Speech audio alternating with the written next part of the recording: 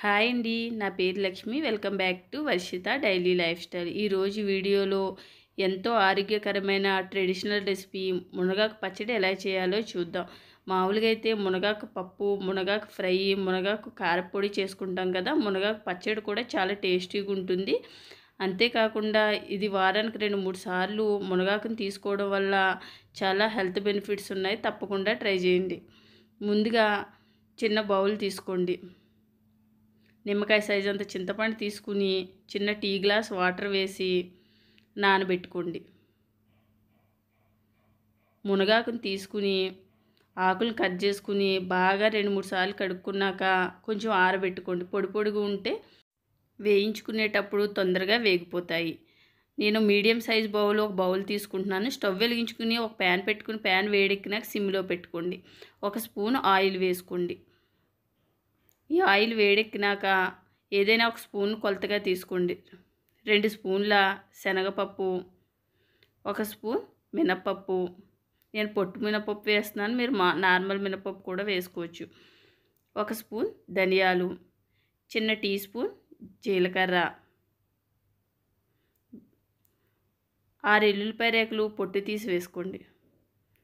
ఒకసారి కలుపుకోండి. ఇవి సగం వరకు వేగినాక ఒక 10 ఎండుమిర్చిని సగంగా కట్ చేసి వేసుకుని కరివేపాకు కూడా వేసుకుని ఒకసారి కలుపుకుని ఇవన్నీ వేగినాక పక్కకు తీసుకోండి. అదే ప్యాన్లో 1 స్పూన్ ఆయిల్ వేసుకుని ముందుగా కడిగి ఆరబెట్టుకున్న మునగాకుని వేసుకుని ఒకసారి కలుపుకోండి. ఇలా కలిపితే ఇది తొందరగానే వేగిపోతుంది, ఆరి ఉన్నది కాబట్టి.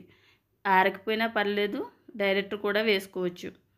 ఈ విధంగా వేగినాక ఇది కూడా పక్కకి తీసుకుని చల్లారినాక ఒక మిక్సీ గిన్నె తీసుకుని ముందుగా వేయించుకున్న ఎండుమిర్చిని వేసుకుని చిన్న టీ స్పూను సాల్ట్ వేసుకోండి. నేనైతే కల్లుప్పు వేసాను. మూత పెట్టి ఒకసారి మిక్సీ వేసుకోండి. వేయించుకున్న మునగాకును కూడా ఇందులో వేసుకుని మళ్ళీ మూత పెట్టి ఒకసారి మిక్సీ వేసుకున్నాక చింతపండు నానబెట్టాం కదా, అది వాటర్తో సహా వేసేయండి. ఇప్పుడు మూత పెట్టుకుని మిక్సీ వేసుకోండి.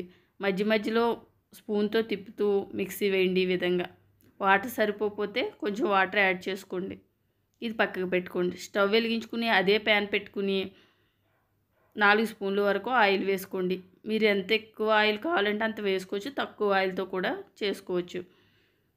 శనగపప్పు, మినప్పప్పు, ఆవాలు, 1 ఎండుమిర్చి చిన్నగా కట్ చేసి వేసుకుని కరివేపాకు వేసుకుని ఒకసారి కలుపుకోండి. ఈ పోపు వేగినాక ముందుగా చేసుకున్న పచ్చడిని ఇందులో వేసుకుని ఒక 2 నిమిషాలు వేయించుకుంటే సరిపోతుంది.